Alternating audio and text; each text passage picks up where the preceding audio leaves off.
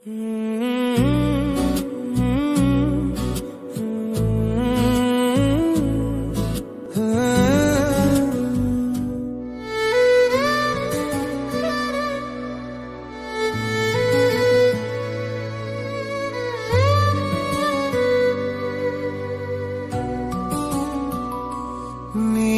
నీవే నీవే నా ప్రాణం యేసు, నా సర్వం యేసు.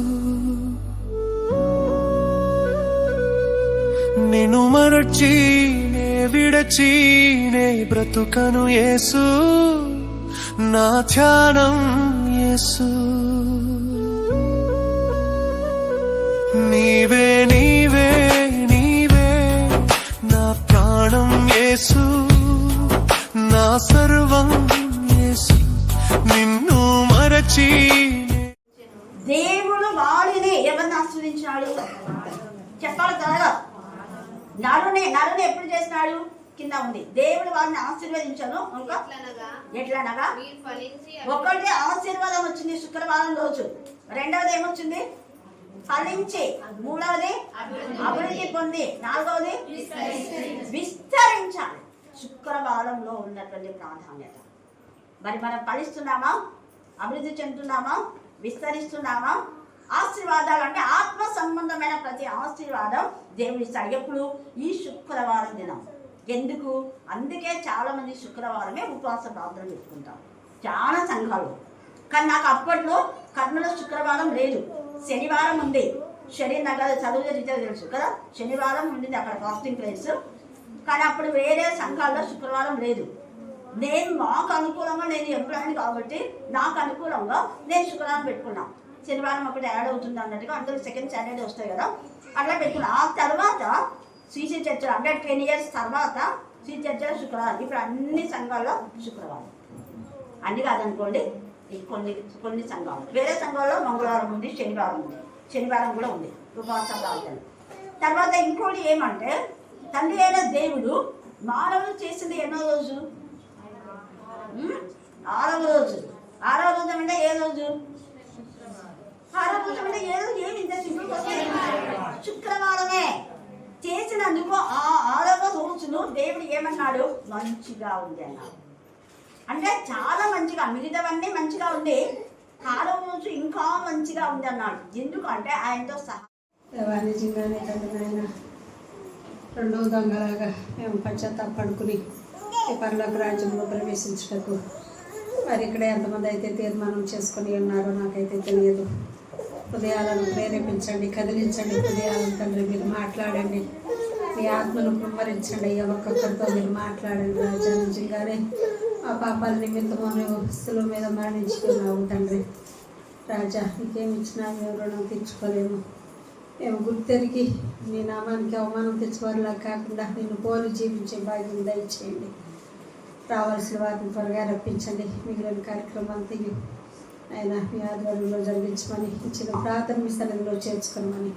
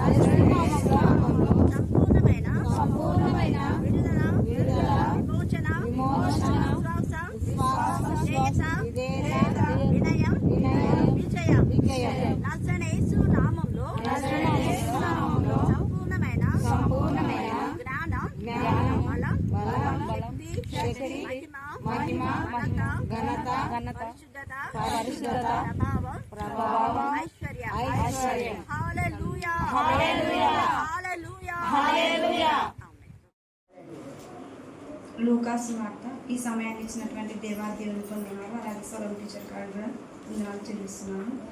మరి ఒకసారి లేఖన భావాన్ని చదువుకుందాం. లూకాసు వార్త 23వ అధ్యాయము 46వ వచనం చదువుకుందాం. అప్పుడు యేసు గొప్ప శబ్దంతో కేక వేసి, తండ్రి, నీ చేతికి నా ఆత్మను అప్పగించుకొనిచున్నానని ఆయన ఇలాగ చెప్పి ప్రాణం విడిచారు. ప్రార్థించుకున్నాం. మమ్మల్ని మిక్కిలిగా ప్రేమిస్తున్నట్టు మా ప్రియపరులు తండ్రి, నీ ఘనమైన శ్రేష్టమైన ఉన్నతమైన లెక్కలేని కోట్ల కొద్ది వందనాలయ తండ్రి. అవునయ్య తండ్రి, నేను మొదటి మాట నుంచి చివరి మాట వరకు మీరు మాతో ఉండి తండ్రి నన్ను ప్రభావాన్ని మీ ఆత్మతో నింపి మాకు కావాల్సిన జీవవాక్యం దయచేసినందుకే లెక్కలేని వందనాలు స్తోత్రమే తండ్రి. ఇప్పుడు మీరు మాలో ఉండి నాతో ఉండి మీరు మాట్లాడిస్తారని నమ్మచ్చు. నజరేయుడైన యేసుక్రీస్తు నామములో అడిగి వేడుకొంటున్నాం మా తండ్రి. ఆమేన్, ఆమేన్. ఇంతవరకు మనం ఎన్ని మాటలు విన్నాం? 6 మాటలు విన్నాం కదా. 6 మాటలు అంటే ఇప్పుడు మొదటి మాట, తండ్రి వీరేమి చేస్తున్నారో వీరెరుగరు కనుక వీరిని క్షమించు. రెండవ మాట, నేను నీకు నాతో కూడా తెలుసు. మూడవ మాట, ఇదిగో నీ కుమారుడు, ఇదిగో నీ తండ్రి. నాలుగవ మాట, ఐదవ మాట, ఆరవ మాట. ఇప్పుడు మనం 7వ మాట ధ్యానించుకుంటున్నాం. ఇక్కడ ఏమిటంటే, తండ్రి నీ చేతికి నా ఆత్మను అప్పగించు కొనిచున్నాను. ఇంకో యోహాను సువార్తలో అయితే తల వంచి ఆత్మను అప్పగించుకొచ్చున్నాను టీచర్ చెప్పినారు కదా. ఇక్కడ మనం చూసినట్టయితే 7వ మాట అంటే విజయానికి గుర్తు అన్నమాట. దేవునికి ఇంకా దేవుని ఆత్మ అప్పగిస్తే మనకు పరలోక రాజ్యం వస్తుంది అనేసి దేవుని ఆత్మను దేవుడు అప్పగించుకొచ్చున్నాడు. ఇప్పుడు మనం 7వ మాట అంటే 7 అంటేనే సంపూర్ణంగా, అప్పటికి సంపూర్ణమైంది అని అర్థం. దీనికి ఎగ్జాంపుల్స్ చూసుకున్నట్టయితే మనకి వారానికి వచ్చేసి ఎన్ని రోజులు? 7 రోజులు. అట్లాగే మనం ఇంద్రధనస్సు వస్తుంది కదా, అప్పుడు కూడా 7 కలర్స్ వస్తాయి కదా. మళ్ళీ మనం ప్రపంచంలో చూసుకుంటే 7 అద్భుతాలు అంటే 7 వండర్స్ కదా. మళ్ళీ అట్లనే చూసుకుంటే దేశాలు కూడా 7 సిస్టర్స్ అని 7 దేశాలు ఉంటాయి అన్నమాట. 7 ఖండాలు ఉంటాయి అన్నమాట. ఇక్కడ చూసుకున్నట్లయితే దేవుడు తన తండ్రికి ఇచ్చిన మాట ప్రకారం నెరవేర్చినారనమాట. మనం ఇప్పుడు ఎవరికైనా ఒకరికి ప్రామిస్ చేస్తే మనం ఒకవేళ దాన్ని నెరవేర్చకపోవచ్చు మన పరిస్థితులను బట్టి. కానీ దేవుడు అలా చేయలేదు. దేవుడు తన తండ్రికి ఇచ్చిన మాట ప్రకారము దేవుడు చేసినాడు అనమాట. అంటే మనం కొన్ని లేఖన భాగాల్లో చూసుకుంటాం కదా, లేఖనములు నెరవేరినట్లు నేను తప్పుకొనిచున్నానని. అలానే ఇక్కడ లేఖనము నెరవేరినట్లే దేవుడు తన ఆత్మను తండ్రికి అప్పగించుకొనిచున్నాడు. ఇక్కడ చూసుకున్నట్లయితే అపోస్తుల కార్యములు 6వ అధ్యాయము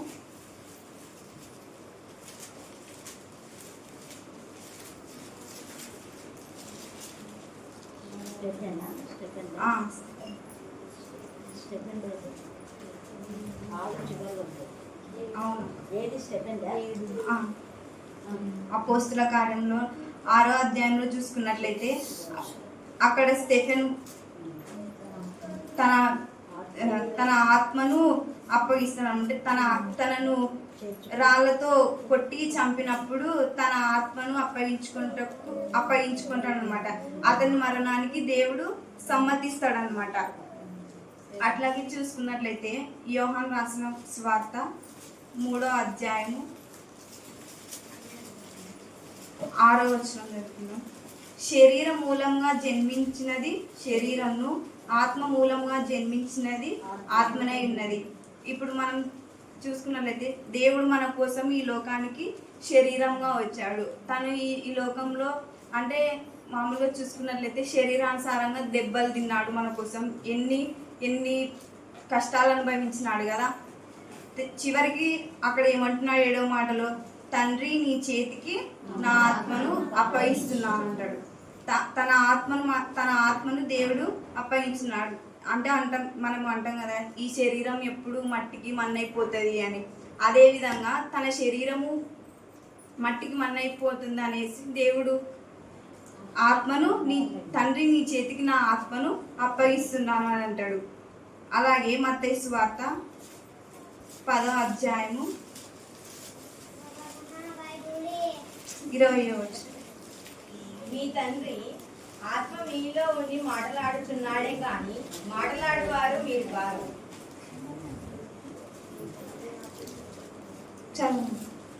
మీ తండ్రి ఆత్మ మీలో ఉండి మాట్లాడుచున్నాడే గాని మాట్లాడేవారు మీరు కాదు.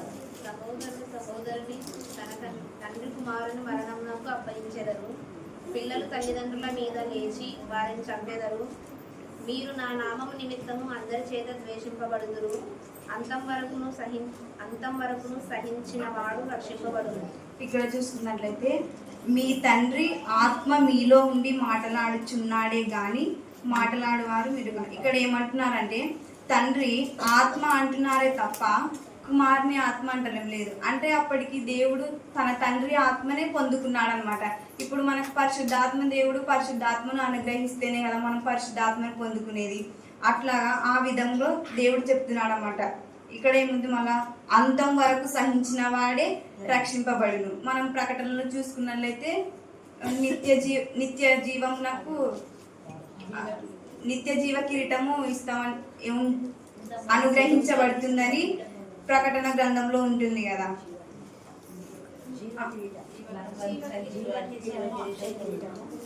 అక్కడ 7 కిరీటాలు ఉన్నాయి. ఆ కిరీటంలో మనకి మరణం వరకు నమ్మకంగా ఉండుము, నేను నీకు జీవ కిరీటాన్ని ఇస్తాను అని అంటాడు. అదే విధంగా ఇక్కడ అదే చెప్తున్నాడంట, అంతం వరకు సహించిన వాడు రక్షింపబడును. మనం ఈ మాట ద్వారా ఏమిటంటే సంపూర్ణత, అంటే మనం ఎప్పుడు దేవునిలో సంపూర్ణంగా అంటే దేవుని పూర్ణ ఆత్మతోను పూర్ణ మనస్సుతోను మనం స్తుతించాలి అన్నట్టు దేవుడు చాలా చోట్ల లేఖనాలు చెప్తున్నాడు కదా. అలాగే మనం దేవుని మనముగా సంపూర్ణంగా సమర్పించుకోవాలన్నమాట. ఇప్పుడు మనం ఏదైనా ఒక పనిని సగం చేసి వదిలేస్తే అది మనకి కూడా తృప్తినివ్వదు, అది అసంపూర్ణమే అంటారు. ఎవరైనా చూసిన వాళ్ళు కూడా వీళ్ళు సగమే వేస్తారులే, వీళ్ళకి ఎందుకు, వీళ్ళు సగమే అన్నట్లుగా అంటుంటారు అనమాట. ఇక్కడ మనం ఏ పని చేసినప్పటికీ కూడా మనం పూర్తిగానే చేస్తాం. అదే విధంగా మనల్ని మనం దేవునికి సంపూర్ణంగా అంటే మనం ఆత్మను శరీరాన్ని దేవునికి సంపూర్ణంగా సమర్పించుకోవాలి. అప్పుడే మనం దేవుడు మనకి నిత్య జీవాన్ని ఇస్తారన్నమాట. రోమీలకు రాసిన పత్రిక 6వ అధ్యాయము 10వ వచనం. ఏలయనగా ఆయన చనిపోవట చూడగా పాప విషయమై ఒక మారే చనిపోయాను గాని ఆయన జీవించుట చూడగా దేవుని విషయమై జీవించుచున్నాడు. ఇక్కడ చూసుకున్నట్లయితే ఆయన చనిపోయిన సంవత్సరాలైంది, ఎప్పుడో 2000 సంవత్సరాల క్రితం. అంటే మనం ఇప్పుడు చూసుకున్నట్లయితే అది క్రీస్తు పూర్వము, ఇది క్రీస్తు శకము అన్నట్లుగా మాట్లాడుతుంటాం కదా. ఇక్కడ మనం చూసుకున్నట్లయితే మన కోసం 2000 సంవత్సరాల క్రితం ఆయన ఒక్కసారి చనిపోయినారంటే మనం ఇంకా మన పాపముల నిమిత్తము మనం పాత నిబంధన గ్రంథం నిర్గమకాండంలో గువ్వలను పశువులను బలిస్తుంటాం కదా. ఆ విధంగా కాకుండా దేవుడు మన కోసమే బలి పశువుగా మారతారనమాట. ఆయన ఒక్కసారి జన్మించినారు, కానీ మనము ఆయన మరణాన్ని ప్రతి సంవత్సరం జ్ఞాపకం చేసుకుంటూ ఉంటాము. ఆయన ఇంకొక చోట చూసుకున్నట్లయితే ఆయన ఇప్పటికీ కూడా సజీవుడుగానే ఉన్నాడు అని అంటారు కదా. ఆయన రక్తము సజీవంగానే ఉంటుంది. రోమీలకు రాసిన పత్రిక 8వ అధ్యాయము 8వ అధ్యాయము 15, 16. ఏలయనగా మరలా భయపడుటకు మీరు దాస్యపు ఆత్మను పొందలేదు గాని దత్తపుత్రాత్మను పొందితిరి. ఆ ఆత్మ కలిగిన వారమై మనము అబ్బా తండ్రి అని మొరపెట్టుచున్నాము. మనము దేవుని పిల్లలమని ఆత్మ తానే మన ఆత్మతో కూడా సాక్ష్యం ఇచ్చుచున్నాడు. ఇక్కడ చూసుకున్నట్లయితే ఏలయనగా మరలా భయపడేటకు మీరు దాస్యపు ఆత్మను పొందలేదు. అంటే ఇక్కడ పైన అంతా చూసుకున్నట్లయితే దేవుడు ఒక ఉపమాన రీతిగా చెప్తున్నాడు అనమాట. మీరు శరీరానుసారంగా ప్రవర్తించిన ఎడలా చావవలసిన వారెందరు కానీ ఆత్మ శరీర క్రియలను చంపిన ఎడలా జీవించెదరు. అంటే ఈ విధంగా చూసుకున్నట్లయితే ఇక్కడ మరలా భయపడటకు అంటే మరలా మనం ఒకవేళ పాపం నిమిత్తం భయపడటకు మరలా మేము పాపం చేయాలని ఆ విధంగా భయపడటకు దేవుడు ఏమంటున్నాడు, దాస్యపు ఆత్మనంటే పిరికితనపు ఆత్మని ఇవ్వలేదు మనకి. ఎటువంటి ఆత్మని ఇచ్చినాడంటే దత్తపుత్ర ఆత్మను పొందిద్రి. అంటే ఇలా కింద చూసుకున్నట్లయితే స్వీకృత పుత్రాత్మ అన్నారు. మనం దత్తపుత్రాత్మను కలిగిన వారే అబ్బా తండ్రి అని మొరపెట్టుచున్నాము. మనం దేవుని పిల్లలమని ఆత్మ తానే మన ఆత్మతో కూడా సాక్ష్యం ఇచ్చుచున్నాడు. దేవుని ఆత్మ మన ఆత్మతో సాక్ష్యం ఇచ్చుచున్నాడు. అంటే మనం దేవుని పిల్లలం. మనం దేవుని పిల్లలం అని ఎప్పుడు అంటాం?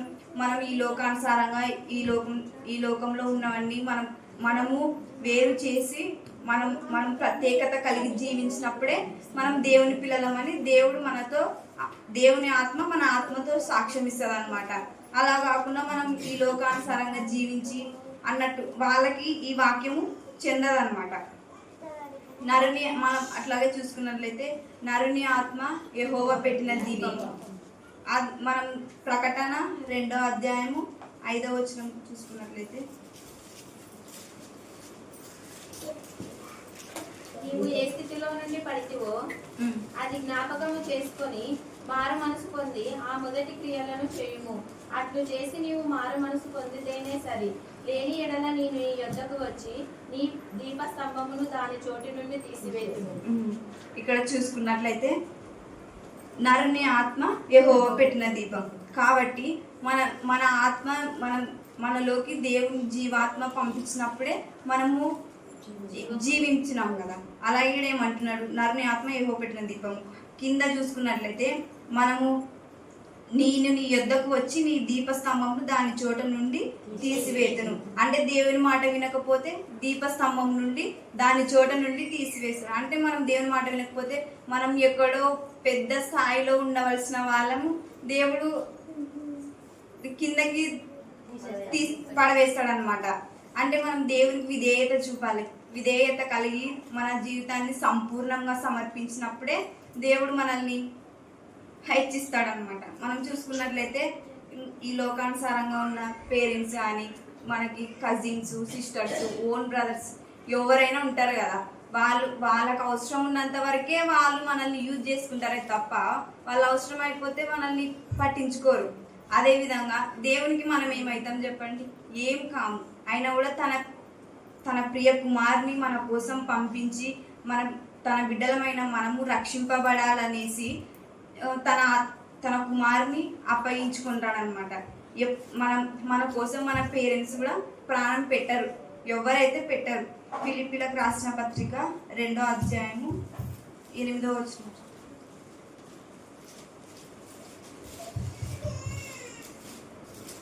మరియు ఆయన ఆకారమందు మనుషుడుగా కనబడి మరణం పొందినంతగా అనగా శిలువ మరణం పొందినంతగా విధేయత చూపిన వాడై తను తాను తగ్గించుకునేను.